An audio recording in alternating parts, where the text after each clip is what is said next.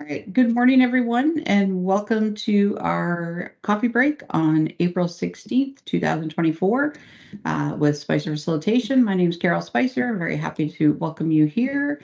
Everyone today has either attended a previous one or has met me in a different avenue. I'm very pleased to welcome back Sheldon Payne from Newfound Marketing as our guest today. I am going to take a moment to ask you to think about where you're joining us from today. So I'm joining from the beautiful community of Pasadena, which is on the ancestral lands of the ancient Beothuk. And of course, we have 5 Indigenous populations in our province that I'd like to acknowledge the diverse cultures and traditions. And it's something that I learned over the last few years working with the different groups that each Indigenous population has its own uniqueness. And so thinking about the different groups that we're working with, and that could be the Inuit, the Innu, the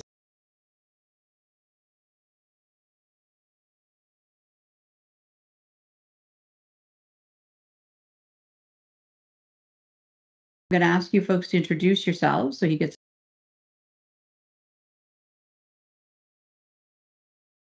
I think, do what he did last time with us, which is a very casual chat, no big formal presentation. He's very flexible and adaptable to go where our conversations take him. And he's done a great job for us in the past. So I'm going to go in the order that you're on my screen. So it's going to be Katia first, then Carmelita, and then my 2 Sharons. So Katia, you're up first. You're on mute. There you go. My name is Katia. It's a little bit quiet, Katia. I'm not sure what's going on there. This is the first time I've used these earbuds in a. Yep, that's better. Better? Okay. Katia, Stephenville, graphic designer in the making. I've been a graphic designer forever, but I'm just changing careers. Actually, at the end of this month, I'm quitting my day job. And we'll see where that takes me. I'm kind of excited and scared, so I'm just here to learn all I can. Absolutely. It is exciting and scary and so rewarding. So we're wishing you all the best for sure. Carmelita. Morning, everyone. I'm Carmelita Morgan with Karma Yoga. I'm here from Deer Lake today. Yeah, and I teach all over the West Coast, and anywhere else I'm summoned to go, I usually go. So it's great to be here. Great to see you again, Sheldon, as always. Oh, good to see you guys. Excellent. Thank you. I'll go Sharon E and then Sharon W. Morning, everybody. I'm in Pasadena too. I own Siva Meditation. I teach meditation. That's a good word there, Carmelita. Anywhere we're summons to go, anywhere you'll have us, hey, we're there. Yeah. So I'm quite excited to be on this morning, and glad, Sheldon, you showed up, even though you see the faces that are here. Welcome, everybody. Thanks, Carol. He hasn't gone running away yet. Sharon Wright. So this might be your first coffee break, I think. It is the first time I managed to, get in. So my name's Sharon Wright. My husband and I own Wright's Family Farm in Pasadena. So this is 10 years for us. We had our 10th season last year, but our 10-year anniversary is this year. Aside from that, I have another job. So this is where I am today. So I'm actually at work in Corner Brook. I work at College of the North Atlantic as well. So that's why I said 10 o'clock, I got to take a little break because it's exam week and I have to go relieve somebody else for a few minutes, and then hopefully I'll be back shortly after that.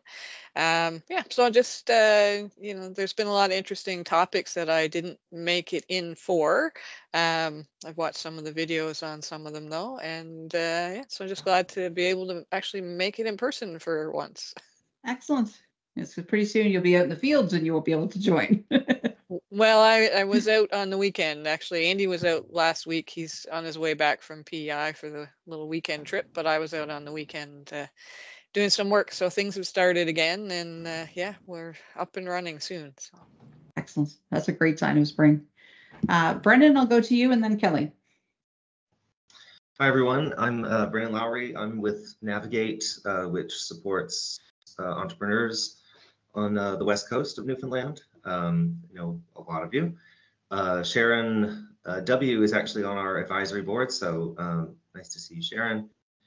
And sorry for missing the last coffee break. I can't remember what was going on, but yeah, I'm really looking forward to hearing your talk, Sheldon. A lot of our clients definitely are always asking for help with marketing strategies and things like that. So I'm sure it'll be a great discussion.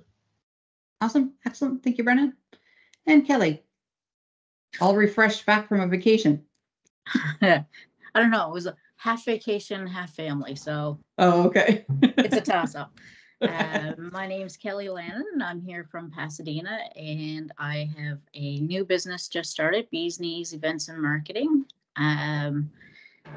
Apparently my family drama has slowed down my progress of getting my business going. You get some momentum and then something sidelines you, but that's it. I'm here to keep on going. Excellent. Thank you. All right, Sheldon, I'll turn it to you. Hey everyone, Sheldon Payne. So I actually grew up on the West Coast. That's why I always love being able to have conversations with everyone when I have this opportunity. So yeah, I grew up in Cowhead, and then now I'm in St. John's. I own Newfound Marketing. So we're a marketing agency that helps brands, big and small, to be able to elevate their presence. Most of the time, it's been always online, and more recently now we're starting to help folks out in different capacities as well, even some more traditional marketing that we typically haven't been known for, but it's something that we are working our way through on that side. So just helping folks in terms of, you know, whether they need a radio campaign or a billboard, or even simple things like, you know, a refresh of a logo, or you know, it might be a brochure that you have, or, you know, they're just some of that material that's kind of out there in the marketing world. So we can, you know, because now we live in a time where we're both this great combination of being able to have digital and traditional, and then being able to blend the two together is always super important. So, yep. So that's the kind of a little rundown of who I am. I know most of you. I've worked with some of you before, and so today I've got two formats. So one is very casual. We can have a conversation, and the other is that I do have a few slides that we could go through. And I can, if those are more ways for people, for you to kind of work through the workflow, then we can go with them, and then we can easily move on from the slides. Either works for me from there. But really, one of the things that I wanted to talk about today is about, you know, how do we use the time that we have, especially when it comes to social media. As many of you know, it can consume a lot of your day if you let it. However, as business owners or people who are running organizations, you know, sometimes we don't have all day to be spending on social. We want to make sure we want to make an impact in other ways, and things that we really want to focus on. So over my time, I've often noticed that that usually becomes the struggle, is how do I still have a presence online while also maintaining the business and growing the business and being able to grow as well. And I see that a lot. Is that people, you know, a lot of people find it very difficult to be able to do both. So what I want to be able to do today is just kind of give you know, some of you some ideas and some possibilities of things that you can do to maybe get back a few hours a week and some time over the course of a month or two, to still have a presence, but allow you to focus on, you know, what you want to be able to do and what your business focuses on from there. So I'm happy to go either way. I have a few slides here that I can show and we can kind of go through, or I can just talk through the slides and have a very open conversation, because I'm sure, like, you know, you don't want to just watch me read off a screen for an hour. So I'm happy to do either one. Let's go free flow for today and see how that goes. Okay. If we take you down a few rabbit holes, then rein us back again. Absolutely. So I'll go through the slides just in terms of the things that we'll do. So like in many cases, I think one of the things I often look at when you know, we're trying to, whether we've got an existing business or we've got a business that's new and we're trying to find out, like, how do we make time for it? The very first thing I always want to recommend anyone is to do an audit, like just an internal audit of your time, of your day. So things that I typically would think about would be, you know, what are the skill sets that you currently have? Like, do you like to create video? Do you like to create images? Do you like to write? Those three things would be very important in terms of how you create social content. Because if you are someone who really don't care if they're in front of a camera and they're very happy to be in front of a camera, then video might be for you. If you'd rather, you know, get your message across through text because you love to write, then that would be the channel for you. And I wouldn't think about, you know, we kind of get in this trap quite often where, you know, oh, everyone is saying that I have to do reels right now, like I have to do video, right? Like, so I'm going to go and I'm going to change everything that I'm thinking about, and I'm going to make sure that I put it on video. I wouldn't, like, I typically don't worry about whether or not I need to be on video or whether or not I need to be doing text. You need to do what works for you and what works for your strength, because it's always going to switch, right? If you look at marketing, if you look at the way things are, there is always going to be change. And if you're always chasing the change, then you maybe sometimes you're, you know, trying to get into an area that maybe you're not comfortable with, or you forget about the people who do follow you on another channel that you have as well. So that's always something that I always found important to think about is, you know, really think about how do you like to create content and just stick with it, like stick with that channel. And also it doesn't, and when you're creating content, it doesn't have to be social content, right? This is another trap that I see a lot probably in the last 10 years as well, is that when I meet a lot of folks, the very first thing is they want to have a big presence on social, right? So they want to spend a lot of time and a lot of energy creating a presence on social, when sometimes, depending on your day and depending on your business, it might not be necessary. One of the things that I often find in that case is that you spend so much time on your social that sometimes you maybe neglect your website and the content that you have on your website. People are visiting your website 24 hours a day, 7 days a week, right? So you want to make sure that one of the things when you're doing an internal audit is, you know, am I able to answer questions that people might have about my business? And if you don't have those questions on your website, then they're going to come to your site and they're going to leave. So when you're kind of thinking about how do I, you know, get some time back in my day, how do I, you know, help my business grow?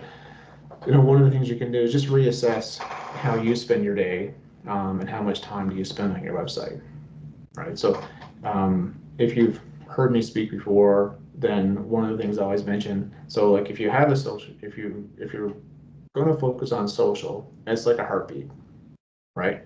You create a piece of content takes time, people see it, and then people stop seeing it, back down, right? Oh, so how do I stay alive? I had to create another piece of content. So you just get in this constant flow of, right, like you kind of get, and you're in a constant flow of creating content and distributing content, and then you're thinking about, well, what kind of content do I create? And depending on the business, I'm like, oh my God, I've talked about the same idea 20 times, right? Because for some businesses, there's only so many things that you feel that you can talk about on that side. So, however, on the reverse side, when it comes, so you're, you know, again, all these things take time. If you take some time and attention to focus on, let's say, your website and email, you can create content on your website, and then when people visit it, you're answering questions. People are finding you on their own time, but also the more content you create, people who are using search engines to find you, as an example, the more content you create, then all of a sudden, the more opportunities you have for people to find you through Google without you having to go and do all this extra work, right, to create social content. And then the other part of that as well is that if you're building, like if you're kind of strained for time, and you just begin to work on, you know, getting people to sign up to your newsletter, same thing again. You're creating content, and then you only have to put it out the one time each week. And then all of a sudden now, if you put it out once a week, that heartbeat goes from being, that's a week-long heartbeat, and then you kind of send to the new one, as opposed to with social content, you're kind of putting out content every single day. So you kind of see how, you know, just maybe reframing in terms of how you can make some approach to what you do can actually have a bit of an impact and how you can get some time back for yourself. Okay, Sheldon, I was going to throw to the audience, see if there's any questions on that, because that's kind of a lot to digest. I think that maybe we think our website is a bit of a static thing. I don't know that how many of us actually kind of think about always updating that or refreshing that. So I just want to throw and see if anybody has any questions for Sheldon. Sharon. Questions, sure, comments too, but I was just wondering, Sheldon, like when you're present on all platforms, so you create something and it's, then you've got to get, hook it up to your Facebook and your page and the Instagram, LinkedIn, and all these spots. So you're putting it all on all those spots. Is that a necessary process? Like, are they all, is it all necessary to go on all of that? So actually, if you don't mind, I'm actually going to go and jump into a slide so I can show it just so I can illustrate the answer to that question. Perfect. So, thanks, Sheldon.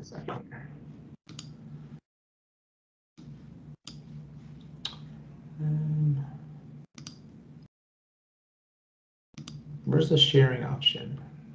Don't see an option for me to share. Where's it? It's blocked out. Okay, let me just check meeting options.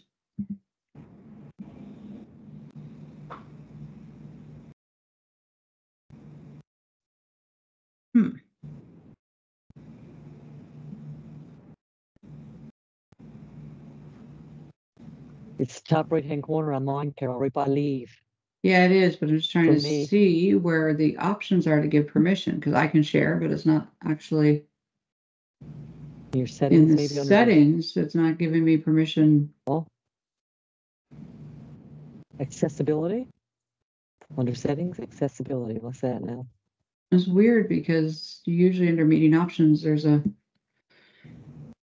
Okay, and I can still go through. It's nice to be able to answer, like to illustrate the point. But so to answer your question, it was, depending on the nature of the business, the answer might be yes. However, one of the things that you always want to look through, another exercise that I like to do is creating, and not only that I like to do, like a lot of people like to do, is to, there we go, I can share it, so I'll share it up, it'll make it easier. All right, so you should be able to see now there's kind of like several slides that are there. Yeah, nope. Nope. Okay.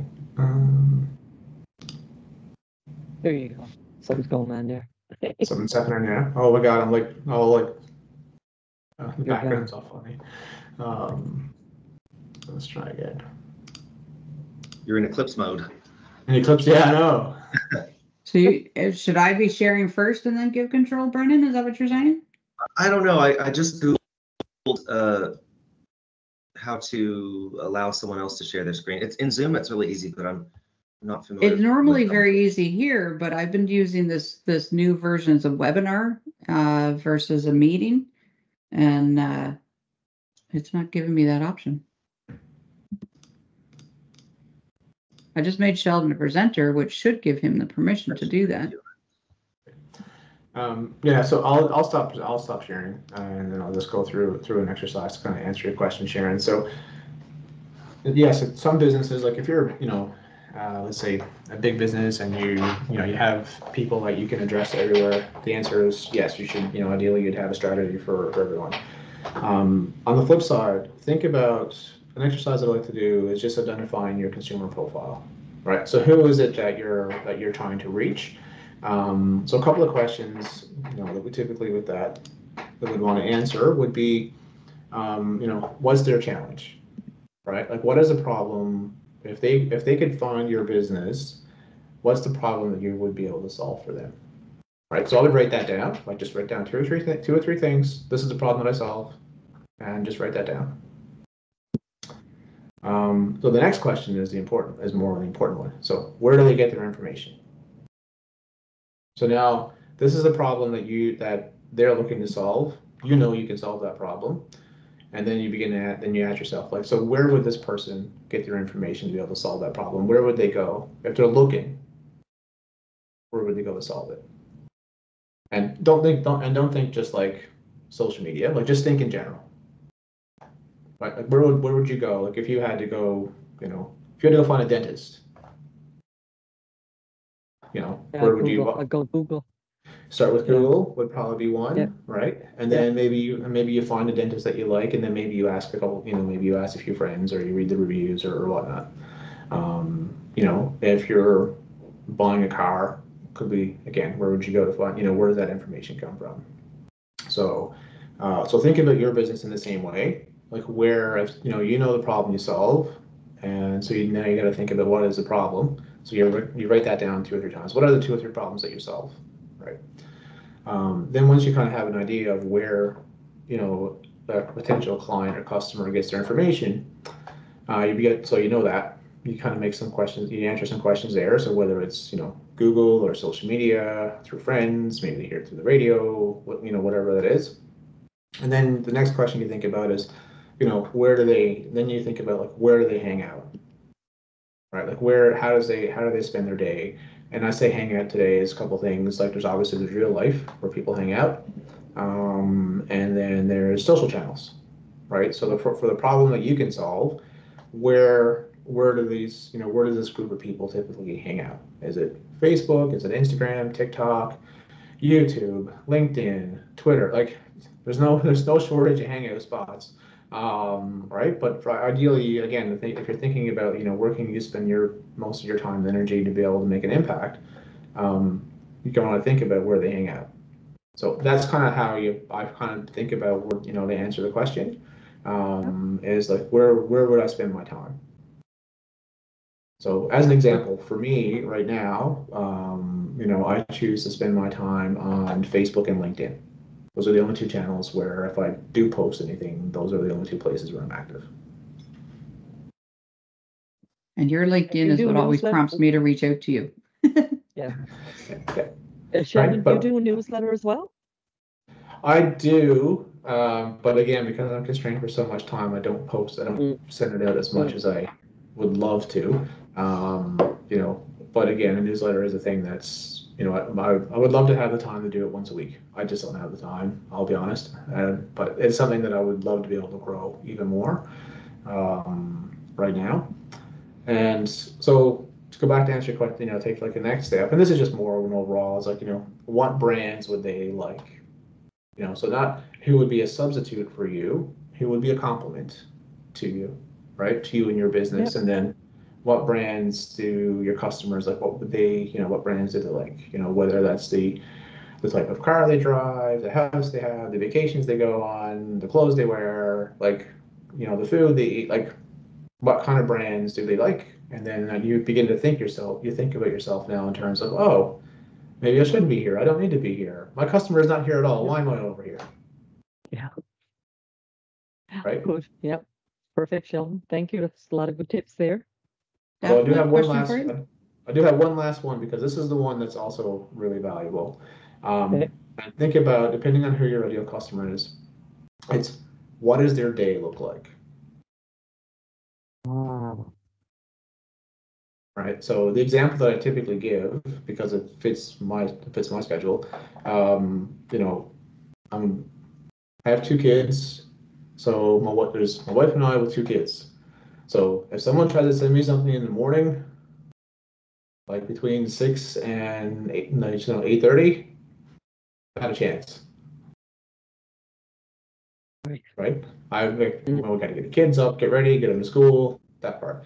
And then I've got a bit of time where I'm at work for a few hours, and then it's lunch. And then as parents, once you kind of hit 3 o'clock till, usually it could be 7, could be 9, it's being a taxi driver, doing the activities, coaching, being involved in the community. So again, maybe not the best time, I don't have time to be reached. However, when I get toward the end of the day, let's say from 9 to 11, okay, I've calmed down now, my day is over, right? So like even when we post a lot of social content, we think about, especially in the business and the B2B side, we think about posting our content during the day, right? We're like, oh, people are going to be able to consume that content during the day, they're at work, as an example. However, the downtime is typically when you have the time to either see content. So that could be, again, if you're sending an email newsletter, do you send that during the day or during a busy time when, in terms of like what someone's schedule looks like, or do you try to send it in more of a lesser downtime? Like I know some people who will send an email newsletter Saturday morning at 6:30 in the morning. Ah, interesting. And I go on and ask Google, when's the best time to send out my MailChimp? Or when's the best time to post on Facebook, right? And it'll give me the answer. So it really depends on who's following Siva meditation or who's following this genre. Yeah. Yeah, Thanks, exactly. Sheldon. That's excellent. Carol, you had a question? No, Daphne's got her hand raised, so throw it to Daphne. Thank you, Yep. Carol. Can you hear me? Yep. Yes, I really like the idea of, think of your audience. That's really, that's one of the things that I've learned over my career is when I present is always think of the audience, because the audience is different and you can reach them in different ways. I love that point. My question was, you mentioned about, definitely when you're thinking of your client's time, and then you talked about the question came to you, do you create a newsletter? And you said, I'd love to do more, I just don't have the time. How about outsourcing? I know there's a lot of young, I work with international students in MUN. There's a lot of young, really talented individuals we have in the community that are seeking little jobs here and there. And they're really brilliant. Some of them could probably take a little job as a newsletter that the entrepreneur doesn't have time, and just outsource it for probably not very expensive. Is that something you think you could add value? Yes and no. So for me, it would be, again, like if I'm sending a newsletter, like I really want it to come from me.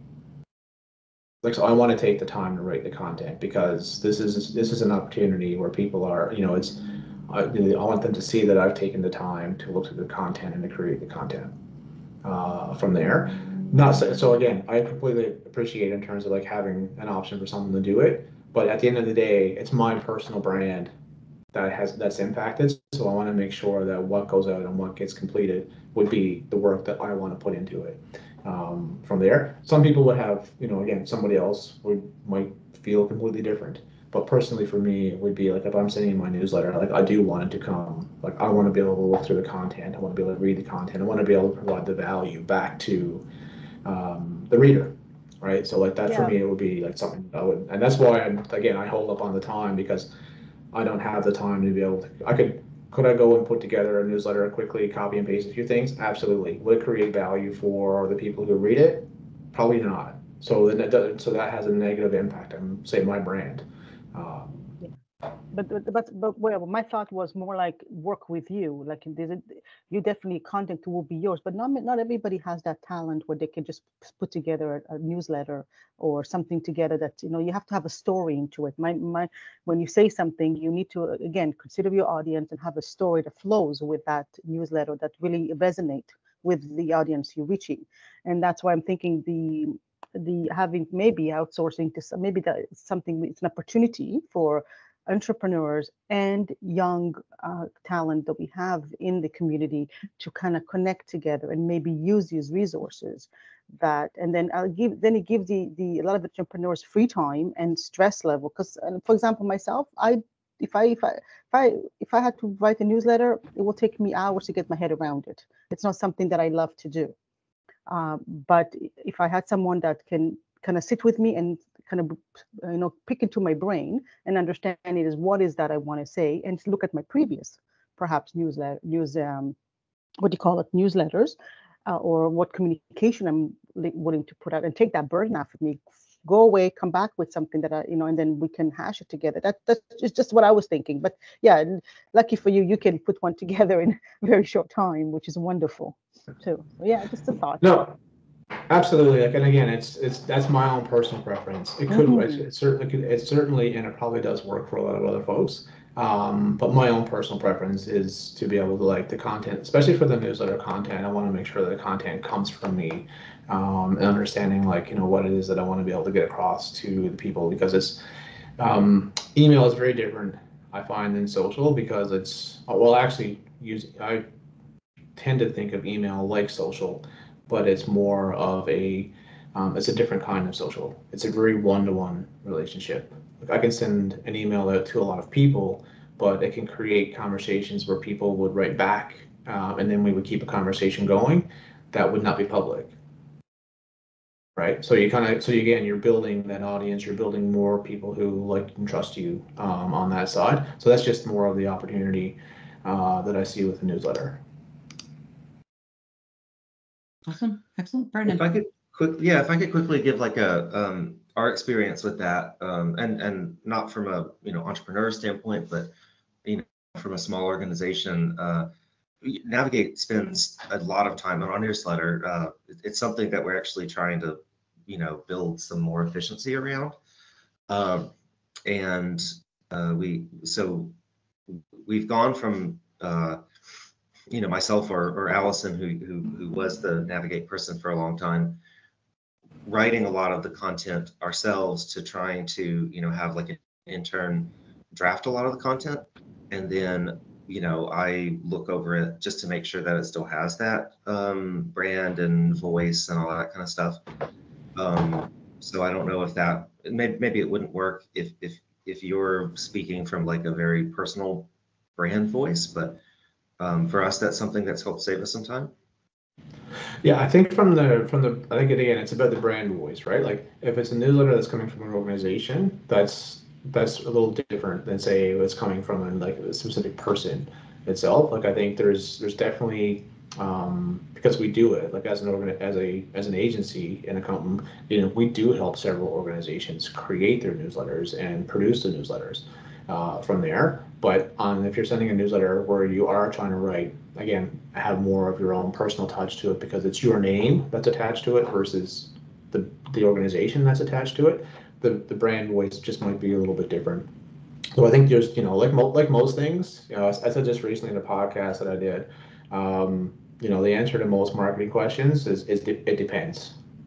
There's no yes or no, for most marketing questions, it's typically it depends because it's really it will depend on the audience. It's going to depend on the company, the time that's available, the resources that are available. If you've got let's say you had $1 million budget a week to be able to do marketing, the way you would approach it will be very different than if you have $100 a week or $1,000 a week, right? So you always have, so it's not necessarily a straightforward yes or no answer to a lot of marketing questions, which really frustrates a lot of people for the most part. But again, it's not the same answer for everyone. And I think that's one of the things that's actually fun about marketing, right? It's not a yes or no, or this is exactly how you do it. There's always little tweaks and things that you can do and what best fits your business and what best fits you. Sheldon, I find for me, the time issue is paramount for me. So I pick a couple of the ones I find work best for me. And for me, I use email, I use Facebook. That's basically it. And I'm grateful that a lot of people share my content on Facebook. When I make a post about some new sessions starting or anything at all I'm holding, a lot of people share the information. So I find that really helps get it out there as well. And the email is so great because anyone who contacts me for yoga or comes to a yoga class for the first time, I'm creating that email list that I send out to, and they're added to it, and it's sent out. Anything new is sent out to them. And again, for time, that's the two that work for me, and it seems to be working well. Yeah, and again, it's to each their own, right? Like there's always, again, that's part of what you need to be able to navigate yourself through, is to be able to understand what works for my business. There's not, with most blueprints and plans, you're not building a house. That's, there's going to be, everyone doesn't have the same house with everything looking exactly the same, right? Like we all have our own, the way that we like to design things and colors and the way a room is going to function. Like, again, so marketing is really not very different from that. Like we may have, the house look very similar and same on the outside, but on the inside it's going to look very different, right? And businesses are like that as the same thing, right? If you look at businesses, they're going to be the businesses are still going to, whether it's an accounting company or marketing firm or whatever, at the end of the day, they're accounting companies, marketing firms. But once you understand like who the clients are and who they address, like once you get inside the business and you begin working with them, then that's when you kind of find out that's where the differences are. Yeah. Right? And they understand like this is the audience that we want to attract. This is the people that we like to work with. Right. And that's a part of that exercise is to understand like who do you like to work with? One of the worst questions that I get is, I ask someone like, who's your customer? And someone says, everybody. It's like, well, everybody's not your customer. That's what I said, Right? Sheldon, when you asked me. Yeah. Right? Like everyone is not your customer. Like No. and once you begin to think about who your customer is, how they consume content, where they get their content, then that makes life a whole lot easier in terms of like how you can use your time to spend, getting and creating content, from there. So yeah, so like that's just things to think about. The other piece of that's another part of the exercise is to think about. I'm not sure if I'm not sharing now. I'll share. Let's see if I can share this slide if I can.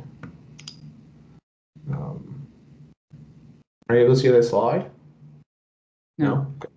All right. So one of the. If you want to send me some slides after, Sheldon, I can share them to people that attended. Yeah, I can. I'm just trying to see if there's a way for me to. Because I made you a presenter, so it should have given you that permission, but. Yeah, that's fine. The other part too to think about is like the buyer's journey. And I'm sure you probably know that process as well. So there's different stages of the buyer's journey. So there's an awareness stage, and when someone is again just being aware that they need to the problem, they have a problem that they have to solve. So if you go back to a dentist, you get a toothache. Now you're aware that you have a toothache. Now you're aware that you need to go find a dentist, right? And then you're considering your options, right? Am I going, depending on where you live, am I going to the dentist that's just down the street, or am I going to try to find a really good dentist that might be 10 minutes away? So those are all things, and then you make your decision, right? In terms of it, and then so think about that from your perspective as well. Again, like what is a problem that you were able to solve, and how would people begin to find you? And if you go back to that exercise in terms of where they get their information, so whether that's through social media or whether that's through Google, then what does that look like? So even I always put yourself in the same thing from an exercise perspective. If you were planning a trip tomorrow to Australia, like where's some of the first places that you would go? Right? Like, do you go to Facebook or Instagram to look at pictures of Australia, or do you begin to go to Google and how long does it take to get there? Where am I going to stay? Where do you get those answers? Right? And people are doing the same to you for your business. Like they might know who you are because of what you post on social, but they're still going to check out your website. They're still going to look through your site and make sure that you can again fulfill the promise or solve the problem that they have. So when you're creating content for your business, just think about like take one problem and then do three things. There's the awareness stage. So how would someone become aware of you? Like if this is the problem that I solve, like how would someone be aware that I solved that problem? So the questions that you would answer there is like, do I have this content on my website? If the answer to that question is no, then how are people who are going to Google be able to find you if you don't have that content? And then in the consideration stage, again, do you have content there to kind of, again, to make them, is there an offer on your page? Is there something that's there, that would draw somebody in? Because everyone is going to say, we are the best company, we are the best team, we are the best of this. But obviously at some point you make a decision in terms of what it is that what separates you, right? And sometimes that could be driven by price, it could be driven by corporate values, it could be driven by reputation. Like those are all things in terms of how people make their decision, right? So, and then there's the decision stage. So when someone's making a decision, again, is there an offer? So depending on what you have, like if you think about it from one perspective, like if I can get this customer to come to me the first time, right? And then I know that over the course of time, they're going to buy from me like 4 or 5 times. Am I okay losing a little bit of money to bring them in the first time? Because I know over the course of a year or 2 years that I'm going to get money back because I've been able to acquire the client and I can keep them. So then you take one problem and then you begin to think about ideas of how you can create content for each of those stages. Can I ask a question on that, Sheldon? So I know for me, I don't put pricing on my page at all. because my pricing is so varied. It really depends on what the client's looking for. Is it a 1-day project? Is it a 10-day project? Like it's really hard to price because it's not widgets, right? It's services. So how do you put an offer when you don't have, buy one pair of shoes, get your next pair 50% off? That's a great question. Is there anything and sometimes from a service perspective, and again, I know it varies on the service and the service that you would offer. Like you see this sometimes where if you sign up for a service for, 1 month it costs this, but if you sign up for 3 months, it's a smaller discount. If you sign up for a year, there's a larger discount. Okay. Right. So if you think about it from, what's that? I was going to add something there, Sheldon, something that I do on my website. I have all my offerings. And then if I have a special, like if you book 3 meditation sessions, each session is this. But for specific pricing for each individual one, contact me. So that's pretty much like, because I think, Sheldon, when I did a session with you a few years back, that's what you had said. You don't necessarily have to have all your prices there because they do vary. And but if you're doing a special, if you're doing a retreat, well, of course, the registration is there. Or if you're doing a 3-part series, then the price is there. So you don't necessarily have to put your pricing in there. Yeah. And if you can have, if you have it, and then if you can have a longer commitment as well, obviously like that's very valuable to be able to bring in a client with a longer commitment. From there, like I know some of the coaching that I've done in the past, I would have an hourly rate, but I don't do hourly rates anymore. I have like more of programs, and so it's no more hourly consulting. It's programs that are 6 weeks or 10 weeks, and there's a cost to each one, and there's value that goes with it. And in that way, if if someone is interested, great. But the hourly one, typically, I found over time, I'd have to do a lot of hourly consulting sessions versus having a program. But then also, I know for me, when I have the conversation, like, this is a program that I've done, here's step 1, step 2, step 3, here's a price, then the buying decision actually becomes a lot easier because, great, like this is exactly what we're going to do. I know what I'm getting on that side. So I don't know if that, Carol, if that kind of answers your question as well. I kind of work that. So a lot of my clients go for funding to hire me because I've landed in the not-for-profit sector. So there's options for them. And so because of that, I need to put some sort of variable in there for their funders, more or less. So I've settled on a per diem rate. But the challenge is that somebody could come to me and say, this is what we need. Okay, so I look at it and say, that's about 4 days at this rate. And then, they put their quote into their funder. Somebody else may come back and say, well, I don't have that budget. And then it's like, okay, well, then for 2 days, you can get this much of it. I'm not going to give it to you for 2 days. I'm going to give you 2 days worth of work instead of the 4 days worth of work, but this is what you're going to get. And so I can do that in conversation with the clients. And I've got a few things that are kind of standard, I guess, but I would never publish those prices because the other wrinkle that comes into it is a not-for-profit. I'm probably going to charge a certain per diem. If ExxonMobil showed up on my doorstep, they're going to get a different rate. It's going to be a lot higher. So, and I think that's pretty common as well. That most people know that typically, like, there's a nonprofit. Typically there is a rate that might be different than a nonprofit rate versus, like, say, another company. I think that's not uncommon as well. But then the other question too that I ask, and but I don't know, even for myself, like on the consulting side, it's like, is there a minimum of work that I want to be able to have to do to work with somebody? Mm-hmm. Right. And then make sure that you kind of, like, whatever that minimum is, that's at least the base minimum. Yeah. And therefore that's the minimum pricing that I'm going to offer. And it's not about sometimes you get in the trap, like, I want to be able to just to get the business. Right. But then I'm okay to lower my price to get the business. Now, if you look strategically, sometimes that might make sense in some cases. In other cases, it's also, am I lowering my value and the value of my business if I begin to charge less and less to acquire a client? Because in some case, then what could potentially happen, and again, I don't think this is so much in the nonprofit space, it might be in other cases, is that if someone makes a decision just based on price alone, and of the value that you bring, then the next person who comes in at a lower price, they will move on to that person. Right. Now, what I've done, and this was advice given to me that I thought was very valuable, if I have adjusted my price somewhat significantly for whatever reasons, because it was the right thing to do, I'll show that on the invoice. So I'll show the true value, and then I'll show the discount, as opposed to saying, if it's supposed to be $100 and I'm giving it to them for 60, I'm not going to give them an invoice of 60. I'm going to give them an invoice of 100, showing the discount of $40. That might be a one-time new client discount or something that, they understand is unique to that particular situation.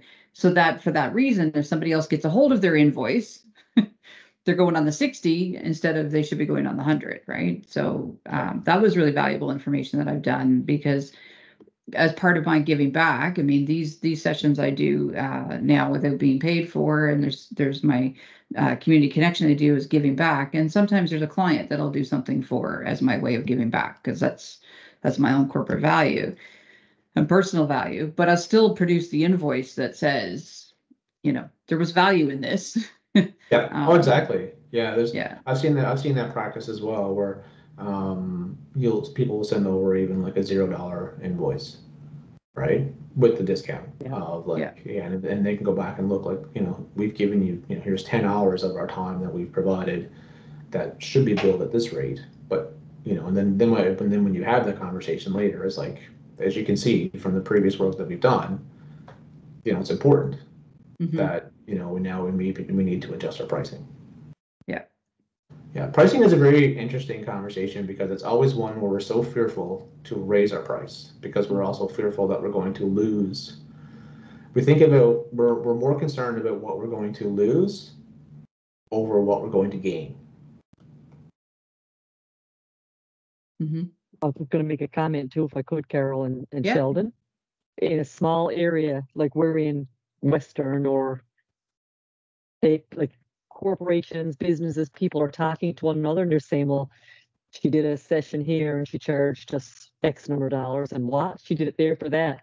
So it's very important, that technique that you're using there, Carol.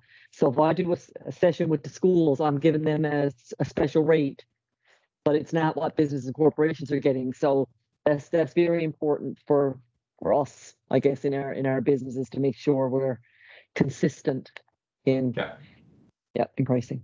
Thanks. Yep. Carmelita? Sometimes when I'm doing a one-off, not my regular sessions in yoga, but someone contacts me, for example, a school or a clinic or any group of people, and I know they're usually getting funding for it. It's sometimes I'll ask, I know Sharon does this too, well, what is your budget, or what kind of a budget are you working with? Because then that gives me an idea what I can ask them, and I find that really works. And usually they'll tell you what their full budget is. I've had that experience. So I go with that or a higher part of that, and I haven't had a problem with it being accepted like that. So yeah, and I love, Carol, your idea of invoicing for what it's worth and then showing the discount. That's a great idea. Excellent. Katya? Hey, Carol. You know how I've been struggling with trying to come up with pricing. Can you hear me okay? I don't know. Yep. Yeah. I've been struggling to come up with pricing for my current situation. So I've been trying to, like, there's a few organizations that I have that I have been giving work to, and I really appreciate that idea of invoicing for those, because it is important that they see that it is value in that. So that's definitely something I'm going to do moving forward, because I do have a couple of those coming up that I do annually for a couple of organizations. And I wanted to also, in the past, there's one client that I had that I kind of have been giving them a good rate for an extended period of time, just to keep them on board. But the last issue of this magazine that I did for them, I actually put out an email afterwards and said, I'm going to increase your rate. and it was really scary, and I was really afraid of doing it, but they've been getting such a good rate for such a long time. I said, like, I have to do this. And so kind of I put out two things to them at the same time, and I don't know if this was crazy, but I said, well, this is going to be your increase. But if you can provide a client to me that, or, put my name out there to your people, and if they pick up a job for me, then I will discount your magazine to cover that rate. So I'm new on this pricing thing and changing it. So I didn't know if that was a crazy thing, but I just tried. I don't know if anyone has any feedback on that. I think that's a great idea, because obviously it does two things. One, it brings up the value that you deserve to be paid. The second is that it also, again, from a client perspective, if they value your work and they would want to recommend you to someone else as well, right? So I think giving them a little bit of incentive to be able to recommend is fantastic. Right, but it's going to, but obviously, yes, there's a nervous part of that as well, of like, are they going to recommend me to someone else? And then again, I think we're always more concerned about the things that we're going to lose versus the things that we're going to gain, right? From there, so like for you, like if again you're taking that leap now to go from a pricing and have this approach, but then if it works, then now you can do that, you can do that again. And then when you need another client, you can do it again. And all of a sudden there's a lot of opportunity that becomes a part of how you can grow your business without having to, like you can grow your business without having to do a lot of the things that we talked about today. I find a lot of my work that I've been getting, like I've gotten like 3 new jobs come to me in the last like month. Completely not related to social media, not related to any marketing ventures, nothing. It's just clients that I've worked with in the past and years ago. I have one client that I did a book for. When I looked at the publication date of the book, it was done like 10 years ago. And he came to me, he said, hey, are you still in the business? I needed this book updated, want to add some poems or whatever. And, I was able to do that for him. And it was like there's another client that came to me the same way, like I worked on this project with you in the past. So like I find that those connections, I don't know how to, like, how do I build those connections, I guess, with the marketing aspect. Like, I mean, I can't just hope that people from my past just keep popping up, that's not going to happen. Like maybe it will, but that's just, that would be just luck of the draw. But yeah, I like, how do I know who those people are? I don't know where to start with that. Yeah, so there's two pieces of that I think sometimes that we forget, because a lot of the times we're always thinking about the marketing element, but we forget about the selling part, right? So I think to your point, a couple of things you could do there is, go through the list of your former clients as an example. And the question I would ask would be, have I connected with everybody here on LinkedIn? That would be a starting point. Go through like anyone you've done business with, whether it's a year, 2 years, 3 years, 4 years, whatever that list is. And then if you're going to reach out and connect with them, you can just say, hey, I'm building up my network on LinkedIn. And remember that we did some work a while back, but love to be able to just reconnect, and so I can see what you're doing through your network, and you can also see what I'm doing on mine. That alone, you're not selling, it's just a very easy conversation. You're building your network. All of a sudden now it's almost a slight introduction that you're there, and that alone, if you go through that list, there may be some new opportunities. Like, oh my God, we need the example that you just gave would be the one that would be great, right? Like, I need this updated. Is that something you can do? Like, just going through that exercise alone could turn into new revenue. The second part of that would be, again, so there's a LinkedIn piece to it, but even just to go through and think about, so you had mentioned that you're taking a leap and you're going out and you're going to be on your own now. So again, go through the list of people that you work with in the last 10 years and just rate them all individually. You say, hey, this is what I'm doing. This is an update of where I am. This is the project that we did. Would love to be able, if there's an opportunity for us to work together, would love to be able to work together again. but I think we forget about the selling part of how we can grow a business, because we're always thinking about the social media piece and how we're always consumed in terms of how we can get a new client of someone who we don't know. Where sometimes a lot of the new business that we can actually create are from people that we have worked with in the past or are in our existing network from there. And that's just really more of communicating, emailing, texting sometimes. There's people that every now and then will, pop up in a text from here. So I think we just keep thinking, we're always just consumed with creating new content to acquire new clients for people who don't know us. So we want to be able to grow our followers. We want to be able to grow this. We want to be able to put out our offers, where in many cases, if we put on, how do we make an impact on the business? There's a selling process that goes with it, that within your existing network, there's business, right? There's opportunity that exists.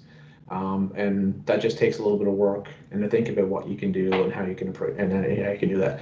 So you going out into a new venture, you can create an email that's pretty similar, and obviously you're gonna tweak it a little bit depending on the nature of the project and who the person is, and whatnot.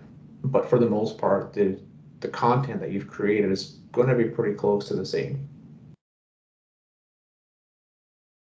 Perfect. Thank you so much. Yeah. You might get busier. You might get so busy when you get started that you might never have any time to go on social at all because you're just so busy. I would love that, because I'm really not a fan of social media. I think that's an interesting point, Sheldon, that a lot of people, I think, confuse is marketing versus selling. People say to me, you've got a really good marketing strategy, and my strategy is not about selling. It's about posting what I'm doing or where I've been or what's happening. Like later on after this, it'll be, hey, we had a great coffee break this morning. So if somebody is scrolling through my stuff, they're going to say, she does a coffee break. I wonder what that's about. But I'm not putting buy this widget, because again, where it's a service base, it's really hard to say buy a widget. Selling and closing that sale is a whole different tactic. If somebody reaches out to you, is how you actually close that sale is very different than how they found me. And one of the big things that I've done over the years is if somebody brand new shows up in my space somewhere and contacts me, whatever channel, and we have a conversation, is how did you find me? And it could be Sheldon gave me your name. Okay, great, cool. I know Sheldon. That's good. But now I'm getting like, well, Frank gave me your name. And I'm like, who's Frank? Well, Frank's a friend of Sheldon, and Sheldon was talking about this thing. And that's Newfoundland, right? That's the organic piece of it sometimes. But sometimes they'll straight up say, I creeped you online. I'm like, okay, cool. So it's just having that presence, right? So the marketing side for me is just having a presence that, like, I'm really looking at what you've got here, the awareness. Could they find me? Yeah, they found me online. Now it's the whole consideration phase and decision stage. That's a different skill set for me than just putting out content on the marketing side, right? When they hit you. And I think sometimes when this is conversations I've had with different networks, that there is a difference. Closing that sale is different than your marketing approach. And I think people blend them sometimes and think it's the same thing, that I need to market so I can get sales. Well, yeah, it's getting people to you to get the sale, but to me, it's a little different. Anyway, that's my perspective. No, you're absolutely right. Like it's it. And then the more of that you do, then even you can, we only have so much time in our day, so you can get pickier. Like over time, you're going to be able to get a lot more pickier in terms of who you decide to work with, right? Mhm. But I know, like, we have a discovery call process, and there's things that we look for, and then based on the answers to questions, then we begin to like, okay, this is not going to be a fit for our organization because the way they approach and the wants and needs that they have are not the way that we do our work. So the fit's not there. And the earlier that we can be aware of that, so if that's the first call that we have, that's fantastic, versus starting an engagement and getting a couple of months in and like, oh, this is not going to work on both sides, right? Right. Right. So trying to get those things done as quickly as you can to identify, again, the people that you can work with. Because we all have a group of, we all have the kind of, this is the kind of client that I attract, right? And I've got a couple of friends who also own agencies. They attract a very different type of client. Mm-hmm. Not one that we would have. And that doesn't mean it's a negative thing. It's just that the way that we do our work and the way that they do their work is different. Their approach is different. Their clients fit more with them, and our clients fit more with us, and everyone's fine. Yeah, that makes me think of Carmelita. She's got a very niche group that she's just really connected with, and it's her lane, right? Don't get into another lane. It makes sense, and the people are drawn to her, and it's a particular group, which I'm happen to be one of them. Sharon, your hands up. I'm one of them too. I'm a senior, I guess. Eh? I was wasn't going gonna to say that. Yeah, sorry, I don't mind. I'm enjoying this actually. It's the best time of my life. And for the rest of you, once you get here, you'll understand it, I guess. Wanted to ask a question on MailChimp. I'm at the stage now where I've just reaching you must pay for this. Yes. So like maybe 2 more clients, and I'm going to have to pay for the service. So like, what would you suggest there? Should I go ahead and pay the monthly fee for MailChimp to keep my newsletter going? Depends on what revenue I guess I'm getting from that. But like, should I stay underneath? No. So I can answer this in 2 ways. One is a very conservative way. We're like, yes, absolutely, try to stay under the 2,000. Go clean your list. Like, take your people who don't want to be in there. However, if you want to grow, at some point you've reached that ceiling, and if you want to go beyond that ceiling, you know that you're going to have to pay to be able. That's going to take you to the next level. And then if that, again, all you need to look at is like, there's a book, Rich Dad Poor Dad, and in the very first chapter, he says, like, some people ask the question and like, oh, like this, and it's like, how can you afford it? Right? So if you think of it, what that cost is, like, what does that mean to you? Like, how many new people, if you do that on a monthly basis, like, is that one new person who joins up? And then if that one new person joins up and they stay with you for a year, could they cover the additional costs from a MailChimp perspective? Or is it 2 people? Or is it 3 people? Right? And then you're gonna grow your list from, I think it's around the 2,000 level, and you're gonna go to the next level. Now all of a sudden you've actually expanded your list. So like to Carol's point earlier, in terms of like people who are aware of what you're doing, you're in one case you're limiting the number of people who see what you're doing because you're trying to stay under a limit, because again, there's a price that comes with it again, right? But if we think about not what we're going to lose, but what we're going to gain by like just a small, so I don't think it's a big cost from what I know, right? So because it's not a big cost, if you think about what you can gain from having a bigger list, for adding in for adding in some cost, I don't know. Again, there's 2 ways to think about how you want to be able to approach it. Thanks, Bella. Sheldon, I have a question on, and I think Carm sort of touched on it. She's on 2 kind of platforms, so to speak, and that's her lane, and that's where she's staying. And I think Sharon mentioned earlier, she's kind of on everything. So if you do happen to feel that you need to be on multiple channels, what's your thought about putting the same content on each of those? So you create the one post and it goes on Facebook and Instagram and LinkedIn, same message. I'll answer it, it depends. I know. Yeah. But again, there's a couple of ways to answer that question. So one is you can tailor it to the network. If you have, again, everything comes down to the time and money, right? So if you have the time, you can tailor it to each network. The other thing as well is that I don't know about you, but if I am on social, I'm typically, it's like the way we used to flip through channels back in the 80s and 90s, right? What's on ABC, CBS, and NBC or whatever. And now it's just changed, right? So, okay, well, I'm going to scroll here, and now I'm going to go over to Facebook and look through that feed, and then I'm going to go to Twitter and look at that feed, and I'm going to go to Instagram, look at that feed, and then go to LinkedIn. So it's the same thing. So if you have the same message, okay, one thing, it's repetitive. So I've seen it several times. Great. Like I've taken up space from someone else to be in that feed. But also if it's, if I don't have a cable subscription and I only have CBC and NTV, that's the only 2 channels I have, then that's where I'm going to see it. Right. And even if it's the same programming or the same thing, like it's fine to be on that. So I don't know if that helps, but like it's depending, like I watch a CBC News, but then I watch Jeopardy on this channel. So I'm flipping over from one channel to the other. And again, if you think about commercials, right, sometimes you forget about the way that things would be done way, back in the 80s and 90s and 70s where we'd have TV commercials. The same commercial would run on ABC, NBC, and CBS. True. Right. So you just Yeah. kind of, if you think of it in the same way, like it's the same content, but it's just in a different channel. Yeah. Okay. Because I was thinking more of, I have people who follow me on both LinkedIn and Facebook, for instance, and I'm thinking, won't they get bored if they have the same message all the time? But then if I think of it as a commercial kind of aspect, then yeah, then maybe that makes sense, because the second time they see it, then it might actually resonate more. And And the not other only thing, that, like it's free. It's free advertising. So every time you're showing up in somebody's feed, it's not costing you anything. Like we're talking about paying next for MailChimp and whatever else. So Yeah. anytime you can show up, and that's what I'm sure Sheldon and I talked about this before too. Anytime you can show up in a news feed, well, it's free. Yeah. and also different networks, again, because of the way the networks work. So it's not like, if you've got 1,000 people on Facebook and 1,000 people on LinkedIn, it's not the same 1,000 people that are seeing it. Mm-hmm. Right.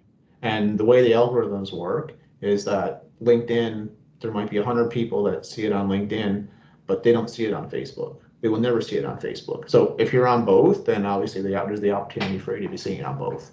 Yeah, so it's really, again, there's so many things. It's always it depends. And most of it comes down to time and money for the most part. But I think it is okay to post the same content. Some people have different views, right? I'm sure you could bring somebody on next week and be like, absolutely not, never do that. That's not the way it works. But again, as I said earlier in the conversation, like it really goes back to like what fits for your business. Right. Right. And I think that's the keyword. The keyword there is like what fits for your business. Right. Not what the competitors are doing and whether or not they've got 10,000 followers and you've got 200. What fits for your business? Yeah. I remember your last conversation with us about the newsletter, because you get caught up in the hype about the numbers, right? You get caught up in, do I have 10,000 or do I have 10? And your comment on the newsletter was, if you've got one, you send the newsletter, because somebody has signed up and saw the value. And so I kind of took that pressure off and say, okay, well, I might have 250 subscribers, but my open rate is pretty high and my click rate is pretty high, because it's the 250 that actually want to see it versus, if I had 10,000, it might still only be 250 that open it, but now my percentage looks so low. So that really kind of helped me shift into thinking, okay, it's not all about numbers. It's I guess quality kind of idea. Yeah. The one thing I was going to ask you to talk about, Sheldon, because this is how you got me hooked one time, because honestly, Sheldon's LinkedIn is phenomenal. I just love watching his LinkedIn. Can you talk about the invites of LinkedIn? Because that was something I never knew. And I didn't at that point have a page, but I started a business page in LinkedIn as well as my personal profile. Can you just talk a little bit about that for some of the folks that may be going down that road? Absolutely. So actually the invites you can do the invites on there's two channels you can do invites on. So on LinkedIn, every month, I think depending on the nature of your business or where you are in your business, you'll either get 100 credits or you'll get 250. And it starts on the 12 o'clock the first day of the month. So you can go to your page, like your company page on LinkedIn. You'll see it. Typically, it's going to be in like the upper right-hand corner, and you can invite people who are in your network to like your page, right? And I'm sure if you're on LinkedIn, you probably get invites from everyone else. The thing that's super helpful in that is that some people, I always typically put out a message at the end of the month to go use them, because it's not like some things that it rolls over. The month's over. If you didn't invite anybody, you lose the 250. But on the flip side, the real benefit is that if you start at the beginning of the month and you've got your 250 and then you send out an invite and someone accepts it, you actually get a credit back. So the 250 could turn into 300, 400, or 500, depending on, again, what is the frequency and what is the number of people who accept your invitation from there. So that can really help to grow your page. And again, you don't need, so typically when you're doing your invites, in the beginning, you want to be maybe a little bit more selective in terms of who you are inviting to the page. But then as you grow and add in new people, again, you're going to just grow naturally in that way. And then the second thing that you can do on another network on Facebook is that if you're on Facebook and you have a Facebook page and someone likes a post, there's actually also an option to invite that person to like your page as well. I think that one's been around a lot longer, and a lot of people are more familiar with it. But it is a way to be able to help grow your following. If that's one of the things that you want to do. I think you typically want to have some growth, but it doesn't need to be thousands of new people coming to your page. The thing I've always, especially in more recent years, earlier I would probably be like, no, you need to have 100,000 or whatever. But in more recent years, I've begun to also ask the question, and this is another exercise that I do, depending on where you are with your follower count right now, as an example, how would your life and how would your business change if you got up tomorrow and let's say, you had 10,000 followers on every network, and then maybe you had 100,000 followers on every network, right? And let's just say you begin to put out a post for an offer, maybe not so much in a consumer-driven product, but on a service. So let's just say if you had 10,000 followers and you put out an offer, and then 200 people write back, can we start tomorrow? So the question for you as a business owner is, oh my God, I can't start tomorrow. I don't have enough resources. I can't actually do this, right? So as you're growing, as you grow your business, and there's also a limit in terms of what is it that you can offer to someone, and especially for those of us that are in the service business. So there's only so much time and so much resource that we have to be able to help our clients from there. So that is always a consideration as you're building your network. Is you're trying to grow a network to attract new people, but then again, if most of those people came back and took your offer right away, can you fulfill it? Mm-hmm. And if you can't, then you damage your personal brand and you damage the brand of your organization. Those are just, again, like just side thoughts that as you're growing to think about is like, how much more business can I actually take on? Yeah, that's a good point. Sharon, you want to jump in? The LinkedIn invite, is that for the paid LinkedIn It's for your page? It's for your page, your company page. If you have a company No, page. Is it for the one that you're paid? No. It's not paid. No, because I just went on when we were talking, but I couldn't find that on the LinkedIn homepage. Yeah. So it's up in the right-hand corner. Do you have It's a not for business your page though, profile. Sharon? It's not your own personal profile. It's your business page on LinkedIn. I don't know. I'll check that out after. I don't know if it's a business page or if it's just my regular. Yeah. If you have a company page, you'll see it. Like you'll be able to go to the company page and you'll be able to do it. But if it's just your own personal individual profile, like that option's not there. Okay. So that's the same as Facebook, really, isn't it? Facebook, I've got my Facebook page and I've got my business. Yeah. Yeah, exactly. It'll be the same. Yeah. Yeah. Okay. Yeah, and More for me, work. I know for the longest time on LinkedIn, I only had the personal profile, and then my clients, I kind of went through what you took us through, Sheldon, who's your client and where do they get their information?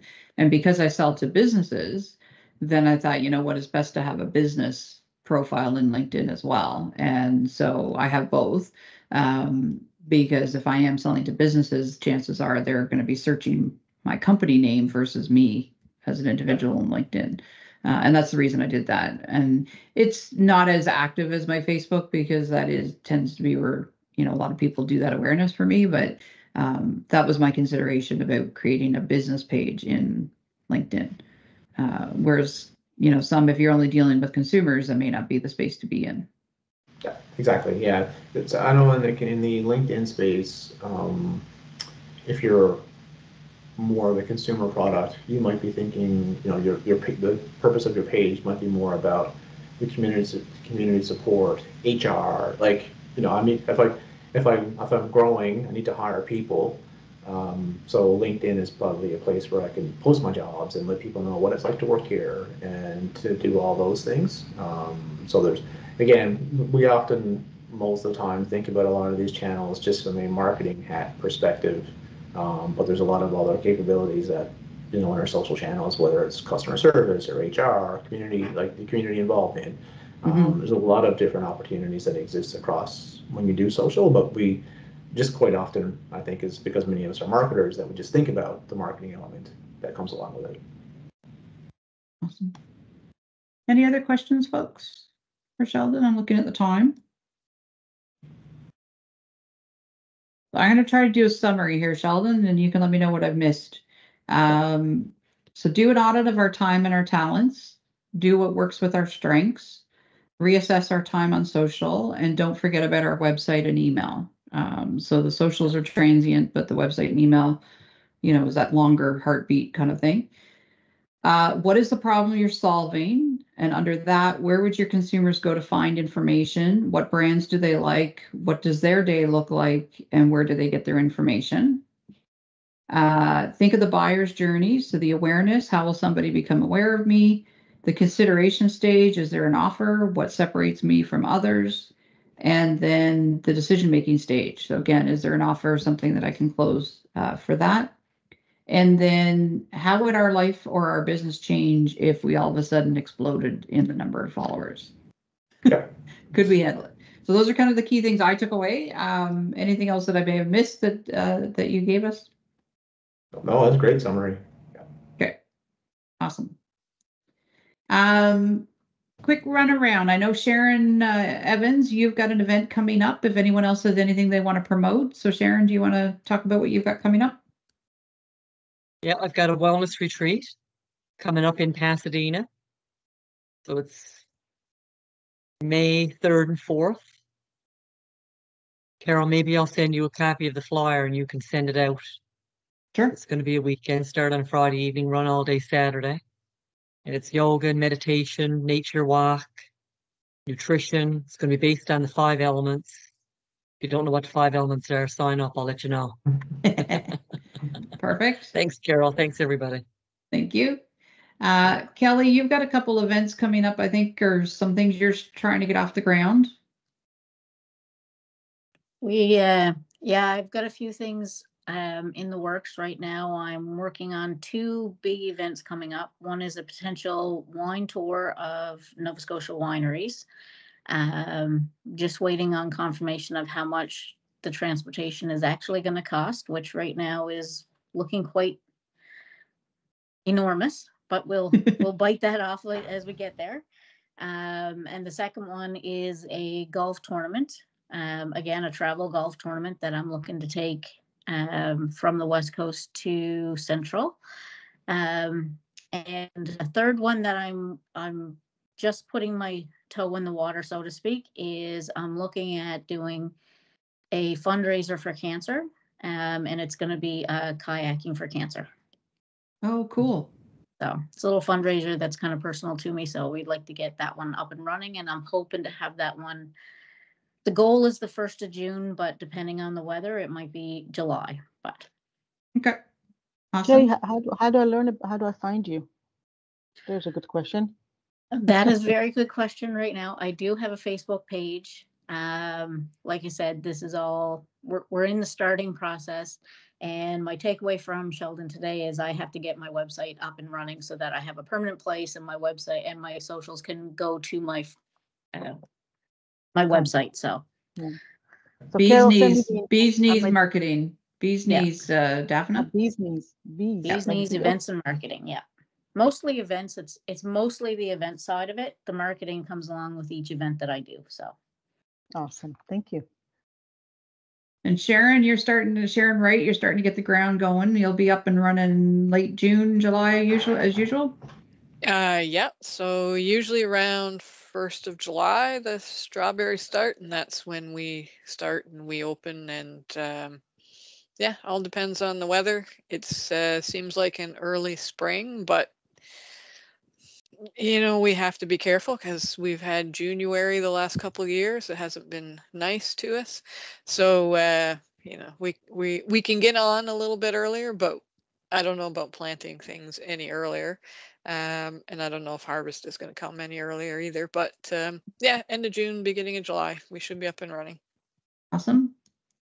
Brennan, you got cookies, Deadly Cookies coming to your event this week. And I'm not going to be here. I'm going to be across at in Cape Breton. So I have to miss it. But Brennan's got an event this week. You want to tell us a bit more about it? Sure. Yeah, sorry that you'll miss us. So Navigate hosts a kind of an in-person counterpart to this group, which is an in-person startup coffee break. Very informal.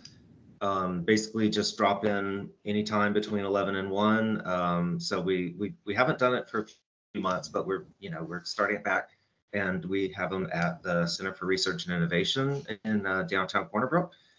So I just posted the link there to quickly RSVP if you can, and a local startup, Deadly Cookies, who I recently met. I don't know if you guys know Jonathan.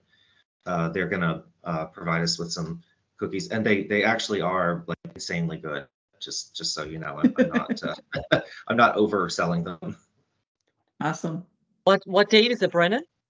Thursday. It's Thursday. This Thursday from 11 to 1. Yeah. Carm, are you still doing some fall prevention workshops? Do you have anything on the go? You're on mute right now. Yes, I have another one for tomorrow, actually. They've been going quite well. And it's something I know that I can probably add into all my groups every year. So it's going to be a nice yearly offering I can depend on. And I'm on the Health and Wellness Committee here in Deer Lake, and we're doing a full day on this Saturday for seniors. And we have all kinds of speakers and events for them. Yeah, and really just trying to advocate for seniors and let them know how important they are. Sometimes in the past, they've kind of gotten pushed to one side in a sense. And so now we're trying to bring that around about how important they really are to all of us. Mm-hmm. And I'm beginning to wind down my regular yoga sessions, usually do 7 a week. And I'll be finished them early May, which I'm really looking forward to. And then I move to beach yoga. And that's really the only thing I do all summer long. Oh, no, that's not true. I do have a few one-off things with the town, but my schedule gets really slower, which I really need at this point. So all in all is doing well, and I'm so grateful for it, and also grateful for the help I receive from everyone, Sheldon, you included when you come on, Carol and Sharon especially too. Couldn't do it without the support and help of my friends and people like Sheldon. Awesome. I always say that Katya reached out to me when she's starting her business, and I said, there's an entire network of people that want you to succeed. And it was something that I didn't know when I started my business. And I was just like Kelly and Katya at that stage, terrified, but trying to make a living. And all of a sudden you find that there's a community, folks like Sheldon, who's willing to come on here and spend some time with us, folks like Brennan, who just popped off, but all the agencies that are out to support us. But that was fine. But actually what surprised me more was the fellow entrepreneurs that are your cheerleaders. I find, I don't know, Sheldon, what it's like in the East, but in the West Coast, we've become, we cheer for each other. Nobody sort of sees each other as competitors, even if you are a direct competitor. Nobody actually, sort of looks at that as a true competitor and cutthroat. It really seems like so supportive. And I know Sharon, right, in your industry, I've noticed a bit of a change over the last number of years, because when I started working with farmers 6 years ago, I'm not putting my potatoes at your potatoes, and I'm not working with you, but I do see much more of a shift of, even in the farming community, that there's only so many people, so let's grow complementary things and support each other. And so it's really heartwarming to see, for sure. It sure is. Love it. Yep. Katya. I just wanted to say, I just did a workshop on the AI. I think it's the same one that you probably did, Carol. But one of my big takeaways from that is the use of technology for building community, and that's to me like building community, whether it be through like entrepreneurial endeavors between us all. I think that's a really great way to build community, and I really think that that's important because that's certainly something that I'm looking for in life in general, not just as a business owner. Just as a person in the world, looking for community, and I think there's so many great ways that we can work together. And I really appreciate these communities and things that you've introduced me to, Carol. It's I really do appreciate it a lot. Thank you. Excellent, thank you. Lastly, to you, Daphne, I know you've got your business hat, but you also are working with international students. Do you want to just let folks know what's happening there with your mentorship program? Yeah, and sorry for I'm at work and I have a few things I had to answer while I'm listening to you. But it was a really good session. I'm glad I was able to jump on. And I had somebody even knocking on my door, so I got to rush out. Yes, first I'm with NLCU, and we work with local businesses, small businesses with any lending needs. So if any of you thinking of anything that you need, an upper line of credit or anything like that, reach out. I can explore the option and hopefully can help you out. From the international students, yes, I work with MUN and our international students. We have a conference at the end of the month, and the goal is to really integrate our international students to the business community. And I just found out that hopefully Kevin Casey will join us at the conference, and we're working with him to come and be a key speaker to introduce the Board of Trade and basically to talk about the community. So if any of you want to be part of that, we'd love to have you there. We have an amazing program. It's growing every year, and the international students are part of our community and the business community that can really help in many ways. And that's when I was talking about earlier. If you have maybe a function that you're not strong at, or stresses you out, reach out. Maybe one of those students can do something for you at a really low cost and gives them an opportunity to get a feel for our community. And it's basically working together as one team, right? So yeah, we're here for Awesome. that. I'm all about that. Excellent. Thank you so much. Yep. I have 2 mentees this year, going well with that relationship, which is always awesome. Sheldon, thank you. Once again, I don't know, I always seem to connect with you on LinkedIn, and you just popped in my feed one night and I thought, I'm going to reach out, and it was in the ungodly hour of like midnight or something. But as he said, his day, he answered me right away, and I said, you're not supposed to be answering me. It's the weekend, but but thank you so much for joining us today. I really, really appreciate it. No, I always really enjoy these conversations, and like again, I think I really enjoy the ones that we're talking to each other as opposed to like, here's a list of slides to go through. I think it's always nice to have the slides as backup, but I always really enjoy the conversations and learning in terms of like, again, like seeing a lot of the stuff that's happening on the West Coast as well. So yeah, no, it's great. Again, so who knows, maybe 4 or 5 months down the road again, I'll pop back in. We'll kind of go from there. And if anyone has any questions, LinkedIn is probably the best place to find me professionally from there. So by all means, we'd love to be able to connect. I think I've connected with almost everybody here anyway, so I think we're good. Katya brought up something that might be an interesting conversation down the road.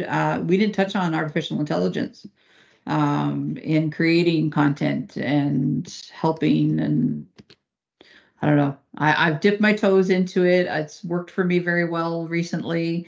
I've had some really good experiences. I'm still a bit hesitant and still a little bit scared about what the world is going to do with it. But I'm thinking that's probably a powerful tool, Sheldon, that could help save us some time too. But like everything, it's not perfect, and be careful. Yeah, no, it absolutely can be a time saver, especially like if you're kind of like stuck for ideas, or you have any. I quite often find it's if you have an existing idea, it's to be able to use AI to maybe find some new ideas, because their perspective, we only draw on the experiences that we've ever had, right? In terms of like when we're thinking about like, how do I do this, and however AI is going to think about it from areas that you don't think about. In terms of where they draw from, content or ideas. So it's always good to be able, those are definitely ways to use AI from there. For me, it's like, don't necessarily be afraid of it, but just dip your toe, work your way through it. And, there's definitely benefits to it. It's interesting because I've developed a process. I call it a bit of a package process of how I approach a particular piece of work with clients. It seems to have evolved for me and worked quite well. So out of curiosity, I popped in and said into GPT and said, design me this process. And it came back and validated that what I'm doing is exactly what it told me to do. So Yeah. it's like, oh, cool. So Yeah, but it took me like 4 years to develop that process, but it was kind of nice to have a bit of validation too. So that made me feel good. No, there's certainly a lot of opportunities. One of the areas where I really like AI is writing emails, and depending on like the tone, like certain, depending on like emails that have to go, the emails that I don't like to write typically are the ones where it's not a fun conversation. Those are the ones where I will typically use AI and I'll take, here's my thoughts. Can you write them in a very polite way? Yeah, I think my daughter just did that for report cards. Yeah. She's a teacher and she had some things she had to tell parents about their kids. Yeah, but again, it's how you can use it, right? I think there is opportunity to be able to use it. We're still only early phases, but if you avoid it, doesn't mean that you need to embrace it. But if you avoid it, then again, there's a competitive edge that you could potentially lose. So it's always, even if you don't use it, it's nice to understand it. And then you can decide on whether or not you want to be able to use it or not use it from there, as opposed to completely avoiding it. Awesome. All right, I've taken you all a little bit extra time, folks. Apologies for that, but have a fantastic day. Stay tuned for our May event. I haven't got it booked yet. I'm heading to Cape Breton tomorrow evening to attend my daughter's wedding this weekend. So that hasn't been on my radar, but when I get back, I'll get that fired up for our May event. And Sharon Wright, I might be seeing you on the road because I'm going to be doing some work with the Federation, and we're going to be connecting with community again in May. So Yes, other than that, onward. have a fantastic afternoon, folks, and all the best. Thanks again, Sheldon. No sweat. Sheldon, thanks. Have a good Thanks, day, folks. everyone. Have a great weekend, Carol. You too. Bye-bye. Bye, folks.